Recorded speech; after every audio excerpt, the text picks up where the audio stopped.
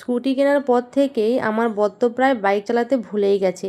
কখনোই আর বাইক নিয়ে বেরাতে চায় না, সবসময় স্কুটি নিয়েই কাজে বেরায়।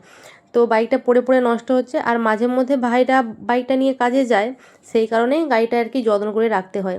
তো বেশ কিছুদিন গাড়িটা না চালানোর কারণে বেশ কিছু জিনিস খারাপ হয়ে যাচ্ছিলো, গাড়িটা ঠিকমতো চলছিল না। তো সেটা সারানোর জন্যই গতকাল মানে শনিবার আমরা গিয়েছিলাম নারায়ণপুরে, আর ওখানে গাড়িটা সারাতে দিয়ে আমরা চলে গিয়েছিলাম ব্যবতা। যেহেতু শনিবার ছিল, ব্যবতায় বাজার হয়, সেই কারণে আমরা চলে গিয়েছিলাম ব্যবতাতে বাজার করার জন্য।